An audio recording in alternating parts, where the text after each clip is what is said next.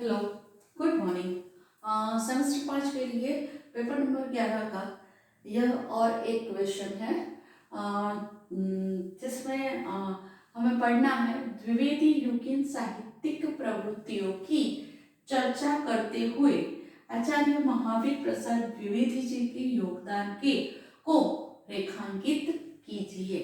यहाँ पर हमें एक तो द्विवेदी युगीन साहित्यिक प्रवृत्तियों को देखना होगा और दूसरा कि महावीर प्रसाद द्विवेदी जी के योगदान को भी देखना होगा। और इसके लिए हमारे पास यहाँ पर मुद्दे रहेंगे: प्रस्तावना, पद्य की प्रवृत्तियाँ, नाट्य साहित्य, उपन्यास साहित्य, कहानी साहित्य, निबंध साहित्य, आलोचना। और महावीर प्रसाद द्विवेदी जी के योगदान के लिए संपादक के रूप में महावीर प्रसाद द्विवेदी जी, आलोचक के रूप में महावीर प्रसाद द्विवेदी जी, कठोर निरीक्षक के रूप में महावीर प्रसाद द्विवेदी जी का योगदान, शब्द साहित्य के निर्माता के रूप में, और अंत में मूल्यांकन। इतने मुद्दों के साथ हम इस प्रश्न की चर्चा करेंगे। तो सबसे पहले हम प्रस्तावना देखते हैं। तो प्रस्तावना में हम कह सकते हैं कि जो भारतेंदु के बाद हिंदी साहित्य को रीतिकालीन श्रृंगारिकता के में से निकालने का और राष्ट्रीयता, प्रगति एवं स्वच्छंदता की भूमि पर रखने का प्रयास महावीर प्रसाद द्विवेदी जी ने किया।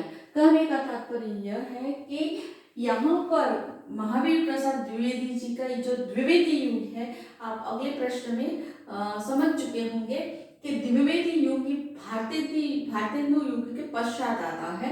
तो भारतेंदु युग में जो श्रृंगारिकता और अलग अलग विषय थे, वे सभी से बाहर निकलकर समाज को एक अलग दिशा में ले जाने का कार्य महावीर प्रसाद द्विवेदी जी ने किया। महावीर प्रसाद द्विवेदी जी सभी साहित्य नेता के रूप में साहित्य जगत में प्रस्तुत हुए थे, और इसीलिए उनके नाम के आधार पर इस युग का नाम द्विवेदी युग भी प्रचलित हुआ था। अब भारतेंदु युग में जो आरंभ में युग था, यानी कि हम कह सकते हैं कि आधुनिक काल का जो पहला पड़ाव था वह भारतेंदु युग कहा गया। उसी प्रकार से दूसरे पड़ाव को हम द्विवेदी युग कह सकते हैं।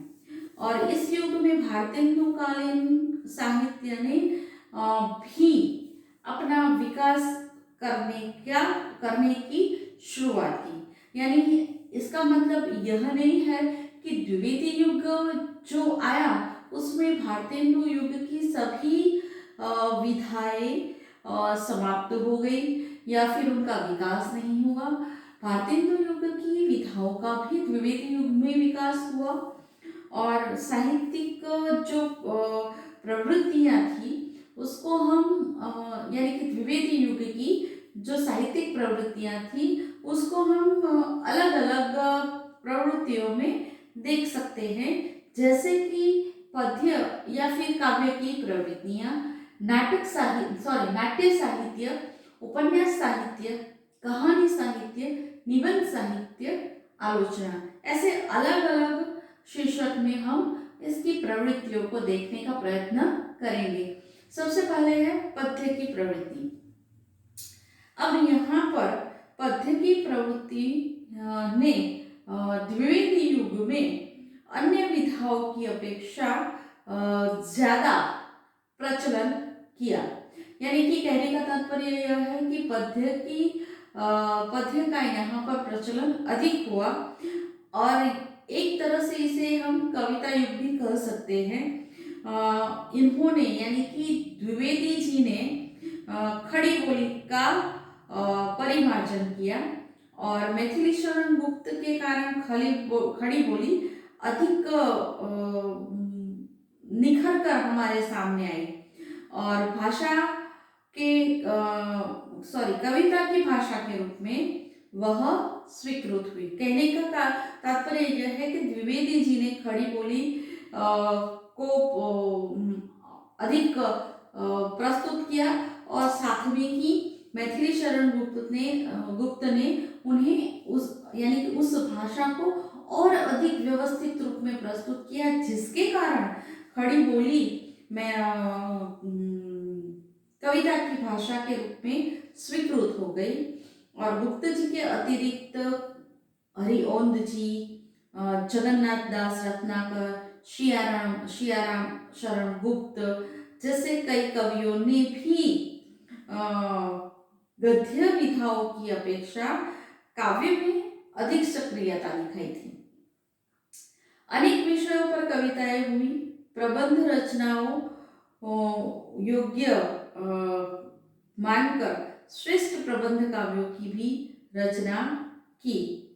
और खड़ी बोली का प्रथम महाकाव्य प्रिय प्रवास हरिओंद द्वारा इसी युग में रचा गया था और जयद्रथ वध, पंचवटी आदि श्रेष्ठ खंड काव्य भी इसी युग में प्राप्त होते हैं। अब राष्ट्रीयता द्विवेदी युगीन कविता का प्रमुख स्वर है।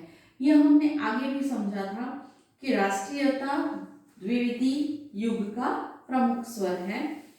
सभी कवियों ने देशभक्ति के गीत गाए, भारत की प्राचीनता, गौरव एवं अस्मिता को स्मरण करते हुए उन्होंने वर्तमान में जो भारत की दशा थी उस पर गहरा क्षोभ प्रकट किया और ऐसी कविताएं भी प्रस्तुत की। गया प्रसाद शुक्ल स्नेही, हरिओंद, नथुराम शर्मा और गोपाल शरण सिंह आदि की कविताओं में राष्ट्रीयता के प्रबल स्वर हमें मिलते हैं। और इस युग के काव्य में सर्वप्रथम आम आदमी की प्रतिष्ठा हुई। यानी कहने का तात्पर्य यह है कि इस युग की जो कविता थी उसमें सबसे पहले सर्वप्रथम हमें आम आदमी दिखाई देता है कविताओं में।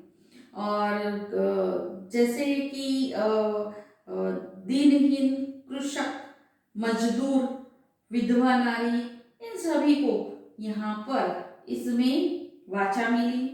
आदर्श, नीति और मूल्यों की स्थापना इन कविताओं का या इन कविताओं के माध्यम से इन कवियों का लक्ष्य रहा।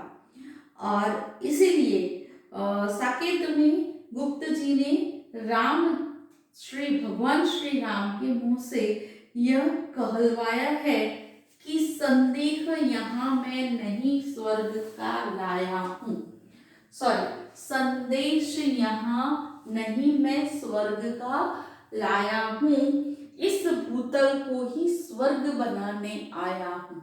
यहाँ पर गुप्त जी ने श्री राम जी के माध्यम से साकेत में यह कहा है कि मैं यहाँ कोई स्वर्ग का संदेश नहीं लाया, परंतु इस भूतल को ही, इस पृथ्वी को ही स्वर्ग बनाने आया हूँ। और इस प्रकार वे कविताओं को प्रस्तुत करते रहते हैं। यहाँ पर भी भारतेंदु इस युग जैसी जिंदादिली और चुलबुलाहट प्राप्त नहीं होती, क्योंकि इस युग के कवि भारतेंदु युग के कवि से अधिक गंभीर रहे और कवियों ने प्रबंध रचना की ओर विशेष लक्ष्य दिया।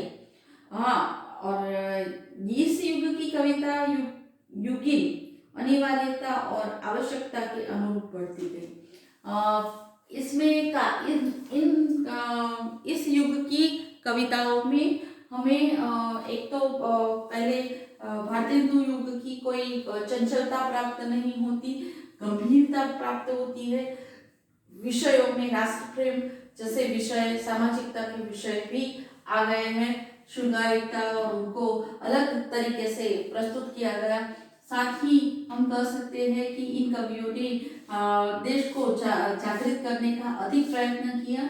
और इस प्रकार हम यह कह सकते हैं कि यहाँ जो युग की, यानी कि इस युग की, द्विवेदी युग की जो परिस्थितियां थी और उस परिस्थितियों में जैसी कविताओं की आवश्यकता थी, ऐसी कविताओं की यहाँ पर इन कवियों ने रचनाएं की। और यह इस पद्य काव्य की प्रवृत्ति की विशेषता रही है। अब हम आगे जाएंगे नाट्य साहित्य। अब नाट्य साहित्य में इस युग में कविताओं की अधिक प्रसिद्धि और प्रचलन के कारण अन्य गद्य विधाओं में नवीन प्रवृत्तियां नहीं मिलती। क्यों नहीं मिलती? क्योंकि पद्य, आगे मैंने पद्य की प्रवृत्तियां जो दिखाई, समझाई, उसमें कहा कि अधिकतर कविताएं इस युग में रचते थे, लिखते थे। तो इसी कारण उनकी अन्य गद्य विधा पर ध्यान परिलक्षित नहीं हुआ और इसीलिए नाट्य साहित्य जैसी विधा को यहाँ पर अधिक विकास नहीं प्राप्त हुआ। फिर भी भारतेंदु युग से यह प्रारंभ हुई आधुनिक हिंदी नाट्य साहित्य यात्रा इस युग में अपनी स्वतंत्र पहचान तो बना नहीं पाई, क्योंकि यहाँ पर नाट्य साहित्य में साहित्यकारों का ध्यान कम रहा, इसलिए वह इतनी विकसित नहीं हो पाई और स्वतंत्र भी नहीं बन पाई। और भारतेंदु के बाद ऐसी प्रतिभा भी हमें नहीं मिलती कि जो इसे स्वतंत्र पहचान दिला सके। और इसी युग में अनेक समर्थ कवि तो हुए, मगर समर्थ नाट्यकार हमें प्राप्त नहीं हुए। अतः जो भी प्रवृत्तियां भारतेंदुकालीन नाटकों में उभर कर आई थी, वही इस युग में आगे चलती रही। पौराणिक, ऐतिहासिक, धार्मिक, सामाजिक, हास्य प्रधान नाटक जो भारतेंदु युग में लिखे गए, वही यहाँ पर भी लिखे गए। परंतु एक बात का यहाँ पर अभाव मिला, और वह अभाव यह था कि जो पौराणिक ऐतिहासिक नाट्य भारतेंदु युग में लिखे गए, वही यहाँ पर भी लिखे गए, मगर उसमें मौलिकता का, जो भारतेंदु युग में मौलिक नाटक भी लिखे गए थे, वह यहाँ अभाव मिला। क्यों? क्योंकि इन कवियों ने ज्यादातर काव्य की ओर ध्यान, इन साहित्यकारों ने ज्यादातर अपना ध्यान काव्य की ओर बढ़ाया था, और इसी कारण उन्हें नाट्य साहित्य में मौलिक नाटक और नाटकीयता, कलात्मकता देने का अवसर प्राप्त नहीं हुआ। और अत्यधिक उपदेशात्मक नाटक मिलने के कारण भी हो सकता है कि इसकी जो लोकप्रियता हुई न हो। नाटककारों में तो कुछ साहित्यकारों ने नाटक लिखे, जैसे कि बालकृष्ण भट्ट, माखनलाल चतुर्वेदी, प्रताप नारायण मिश्र, बद्रीनाथ भट्ट। इन्होंने मौलिक नाटकों के साथ साथ अंग्रेजी, संस्कृत, बंगला भाषा के कुछ नाटकों के अनुवाद भी किए, मगर यहाँ पर मौलिक नाटक केवल दृष्टांत रूप कहा जाए ऐसे ही प्राप्त हुए थे, ना कि बड़े तौर पर। इसीलिए यहाँ मौलिकता का अभाव है, ऐसा कहा गया। इस युग में व्यावसायिक स्तर पर चलने वाली पारसी नाटक मंडलियों की धूम मची हुई थी, जिसका मुकाबला करने में इस युग का नाटक असफल रहा। जबकि यही जो पारसी नाटक की धूम मची हुई थी, उसमें जो सफलता प्राप्त हुई वह भारतेंदु युग के साहित्यकारों को हुई। क्यों? क्योंकि उन्होंने नाट्य साहित्य में अपना विशेष ध्यान दिया, और इसी कारण तब जो पारसी नाटक मंडलियां जो कि जनता को किसी और अलग मार्ग पर ले जा रही थी, वहां से वापस लाने में सफल हुई, जबकि यहाँ पर साहित्यकारों का इस पर ज्यादा ध्यान न होने पर फिर से पारसी नाट्य मंडलियों में धूम मच गई, और वहां से वे अपने साहित्य जनता को सही राह दिखाने में असफल रहे। और संक्षेप में कहे तो कि यहाँ पर जो नाट्य साहित्य हमें प्राप्त होता है वह इस युग के अनुरूप हमें नहीं मिलता, यानी इस युग को, द्विवेदी युग को गौरव दिला सके ऐसा हमें प्राप्त नहीं होता। जबकि पद्य में हमें जो कविताएं प्राप्त होती है वह द्विवेदी युग को गौरव प्रदान कर सके वैसी है। जबकि यहाँ पर नाट्य साहित्य हमें ऐसा मिलता है कि जो हम देख सकते हैं कि द्विवेदी युग को अधिक गौरव प्राप्त करने में सहायता नहीं प्रदान करता। अब हम आएंगे उपन्यास साहित्य पर। उपन्यास साहित्य भारतेंदु युग में जो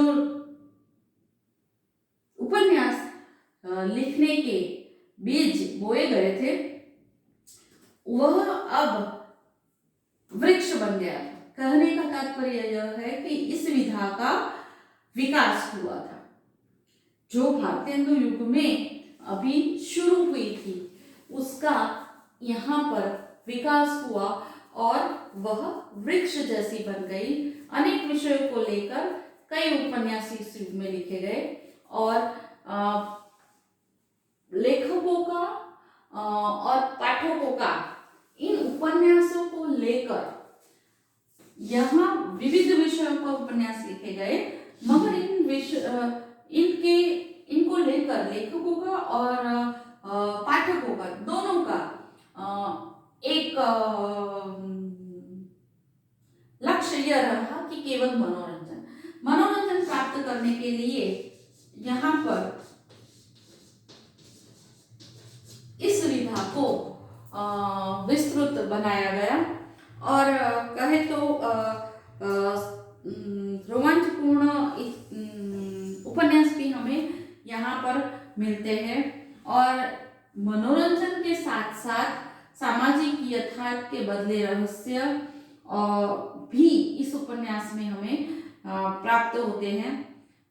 उपन्यास साहित्य को मुख्य रूप से हम 5 वर्ग में बांट सकते हैं, कि जैसे कि एक उपन्यास है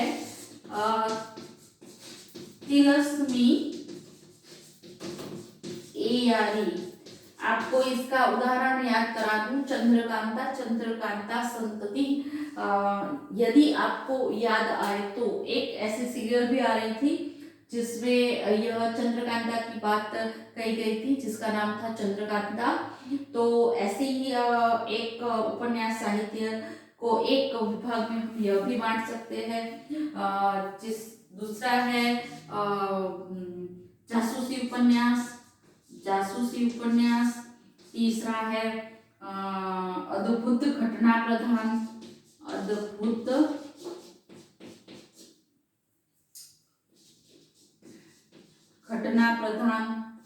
चौथा है ऐतिहासिक, और 5वां है सामाजिक।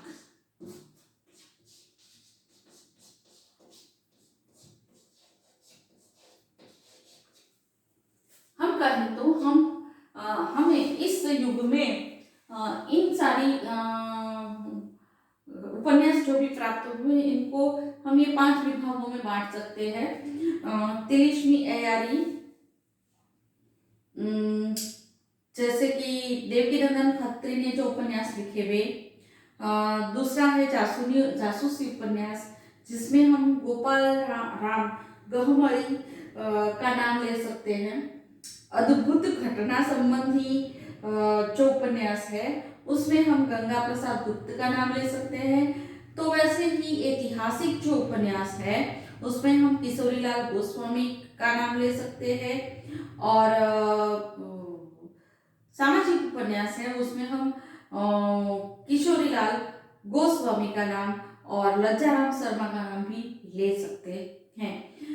यहाँ पर और एक बात कि इस युग में उपन्यास जो भी बंगला साहित्य, अंग्रेजी साहित्य श्रेष्ठ उपन्यास दे रहे थे, तो उसमें से इन्होंने श्रेष्ठ उपन्यास को अनुवाद भी किया और समाज में जो महत्वपूर्ण स्थान प्रदान हो सके ऐसे उपन्यास भी दिए, और जो सुधारावादी जीवन दृष्टि के विकास के लिए प्रेमचंद जैसे उपन्यासकारों ने भी अपना महत्वपूर्ण योगदान यहाँ पर दिया।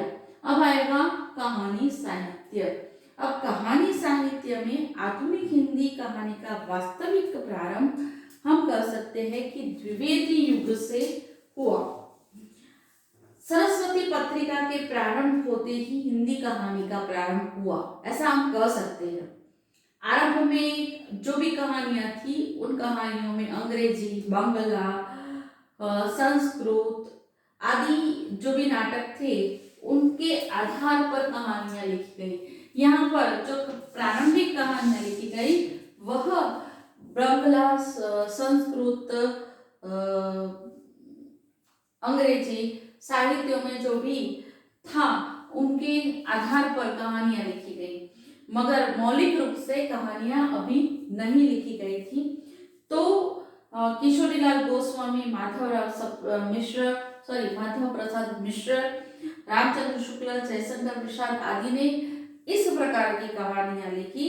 अब भगवान दीन की कहानी प्लेग की चुड़ैल हम कह सकते हैं कि सर्वप्रथम कहानी है जिसमें वास्तविक परिस्थिति का यथार्थ चित्रण हुआ है। इनके अतिरिक्त शुक्ल जी की 11 वर्ष का समय भी और बंग महिला की दुलाई वाली भी मौलिक कहानियों के अंतर्गत हम कह ले सकते हैं। इस युग में चंद्रधर शर्मा की उसने कहा था भी प्रकाशित हुई, जिसमें कहानी कला के यानी कि आधुनिक कहानी कला के सभी तत्व हमें प्राप्त होते हैं। और इसके अतिरिक्त वृंदावन लाल वर्मा की राखी बंध भाई और विश्वंभर नाथ शर्मा कौशिक की रक्षाबंधन भी आधुनिक कहानी के भवन की नींव डाल चुकी थी। इन कहानियों में पाश्चात्य कहानी कला का प्रभाव भी मिलता है, यानी कि अभी हमने जो भी कहानी लिखी की बात की उनके अतिरिक्त भी यह जो कहानी साहित्य प्रस्तुत किया गया उन कहानी साहित्यों में पाश्चात्य कहानी साहित्य का भी प्रभाव प्राप्त होता था। प्रेमचंद और प्रसाद के ने इस युग में जो कहानी लेखन में अपना योगदान दिया, तब कहीं जाकर इस सभी प्रवृत्तियों को विकसित किया गया और आगे बढ़ाया गया। अब आएगा निबंध साहित्य। इस युग के निबंधकारों का ध्यान व्यक्तित्व निबंधों के स्थान पर ज्ञान के विविध स्तरों की ओर अधिक गया है। अब इस युग के जो निबंधकार थे उनका ध्यान विविध क्षेत्रों के विषयों पर अधिक गया, और इस युग के निबंधकारों में हम महावीर प्रसाद द्विवेदी जी, सरदार पूर्ण सिंह, बाल मुकुंद गुप्त, गोविंद नारायण मिश्र, आचार्य रामचंद्र शुक्ल, चंद्रधर शर्मा आदि का मुख्य रूप से नाम ले सकते हैं।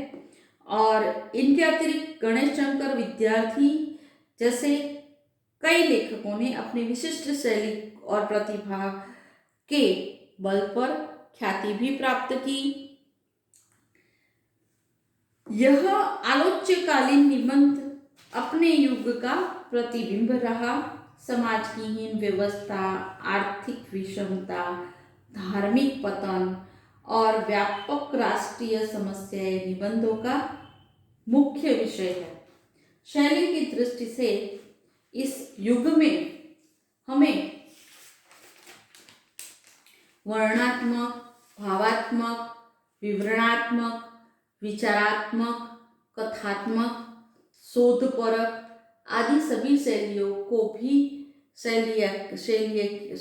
के निबंध भी यहाँ पर हमें प्राप्त होते हैं। भारतेंदु में जो ताजगी मिलती है, ऐसी ताजगी और उल्लास इस युग के निबंध में हमें नहीं मिलते। यहाँ पर कहने का तात्पर्य यह है कि इस युग के लेखकों ने पहले तो एक व्यक्तित्व के विषयों के निबंध लिखने से हटकर विविध विषयों को लिया। दूसरा है कि कई लेखकों ने अपना इसमें योगदान दिया और अलग अलग शैलियों को, जैसे कि वर्णात्मक शैली और अलग अलग शैलियों को यहाँ पर अपनी निबंध प्रस्तुत करने में उन्होंने उपयोग में लिया। साथ ही यह भी हम कह सकते हैं कि जिस प्रकार भारतेंदु ने जितनी अधिक अच्छी तरह निबंध साहित्य में अपना योगदान दिया, उतना श्रेष्ठ योगदान इस युग के निबंधकारों ने अपने युग में नहीं दिया या फिर नहीं दे पाए, ऐसा हम कह सकते हैं। नेक्स्ट है आलोचना। अब आलोचना यानी कि हम कहेंगे कि किसी की आलोचना करना। अब यह जो आलोचना है, इस युग में इसका अच्छा विकास मिलता है। अनेक प्रकार की आलोचनाएं इस युग में विकसित हुई। शास्त्रीय, व्याख्यात्मक, परिचयात्मक, निर्णयात्मक आदि शैलियां आलोचना की यहाँ पर विकसित हुई। अभी तक जो आलोचना चल रही थी उसमें टीका, तुलनात्मक वैसी कोई आलोचनाएं थी। अब इसमें विकास हुआ और विकास होने के साथ ही शास्त्रीय आलोचनाएं, परिचयात्मक आलोचनाएं, व्याख्यात्मक आलोचनाएं, निर्णयात्मक आलोचनाएं आदि प्रकार की आलोचना हमें प्राप्त होने लगी। और भगवान देव और बिहारी को लेकर तुलनात्मक आलोचना का सूत्रपात मिलता है, जिसे लाला भगवान देव ने किया। गुलेरी जी ने समालोचक नामक पत्रिका भी निकाली। महावीर प्रसाद जी ने परिचयात्मक आलोचना लिखी। इन्होंने भाषा की शुद्धता पर जोर दिया। तो बालकृष्ण भट्ट ने व्याख्यात्मक आलोचना लिखी। रामचंद्र शुक्ल ने पाश्चात्य आलोचना के विविध दृष्टिकोण को समझने की कोशिश की। इनके अलावा पत्र पत्रिकाओं के माध्यम से आलोचना का अच्छा विकास हुआ। सरस्वती, सुदर्शन, इंदु, प्रभा, केसरी आदि पत्रिकाओं ने आलोचना के विकास में अच्छा योगदान दिया और साथ साथ राष्ट्रीय और सामाजिक महापुरुषों के जीवन चरित्र भी लिखे गए। गांधी जी, गोखले, महर्षि अरविंद, दयानंद सरस्वती आदि के साथ कुछ विदेशी महापुरुषों के जीवन चरित्र भी लिखे गए। यात्रा, संस्मरण, इतिहास एवं विज्ञान संबंधी ज्ञानवर्धक साहित्य भी विपुल प्रमाण में मिला। इस प्रकार द्वितीय युग में निबंध का विकास हुआ और साथ ही इसमें निबंध साहित्य भी प्राप्त हुआ और आलोचना का भी विकास हुआ। अर्थात हम कह सकते हैं कि आलोचना जो है वह तुलनात्मक भी यहाँ पर हमें प्राप्त होती है, टीकात्मक भी प्राप्त होती है, निर्णयात्मक भी प्राप्त होती है। कई लेखकों का तुलनात्मक कई लेखकों की तुलनात्मक आलोचना की है। तो कई लेखकों ने कई लेखकों के पर अथवा तो उसके ग्रंथ पर निर्णयात्मक आलोचना प्रदान की है। वैसे ही पाश्चात्य और हमारी लेखकों में भी तुलना की है। ऐसे कई अलग अलग तुलना आलोचना हमें यहाँ पर प्राप्त होती है। और इस प्रकार हम कह सकते हैं कि आलोचना संबंधी भी हमें यहाँ इस युग में अच्छा साहित्य प्राप्त होता है। अब महावीर प्रसाद द्विवेदी जी का योगदान हम देखेंगे। हम देख सकते हैं कि संपादक के रूप में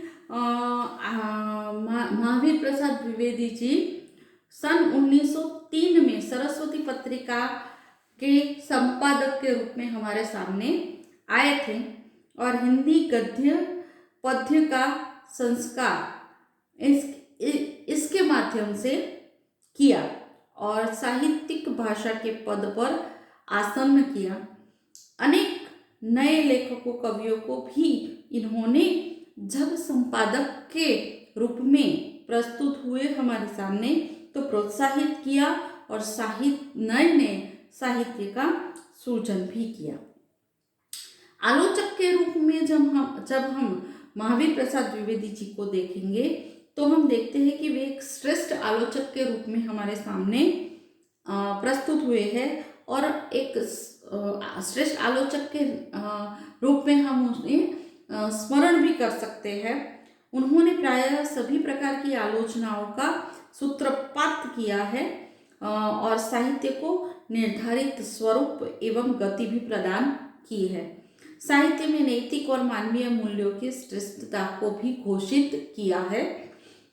कठोर निरीक्षक के रूप में जब हम उन्हें देख रहे हैं तो कहा जाता है कि गुप्त जी जैसे श्रेष्ठ कवि की कविताओं को दोषपूर्ण मानकर सुधारने के लिए भी इन्होंने लौटा दी थी।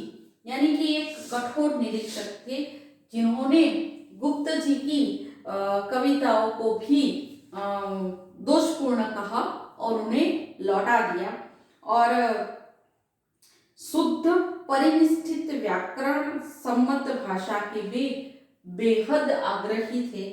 इन्होंने चंद्रधर शर्मा गुलेरी और कामता प्रसाद गुरु जैसे विद्वानों को प्रेरित करके हिंदी व्याकरण और भाषा विज्ञान को समृद्ध बनाया था। खड़ी बोली को परिमार्जित किया और काव्य भाषा के रूप में स्वीकृति दिलाकर हिंदी भाषा और साहित्य की प्रतिष्ठा की और अन्य है सत साहित्य के निर्माता। अब द्विवेदी जी ने सदैव उत्तम कोटि की एवं गंभीर साहित्य को प्रोत्साहित किया। यही उनकी छायावादी काव्य की कटु आलोचना की थी। द्विवेदी जी के प्रयासों से ही शिक्षित समाज में सत साहित्य के प्रति रुचि पैदा हुई और उनका परिमार्जन भी हुआ।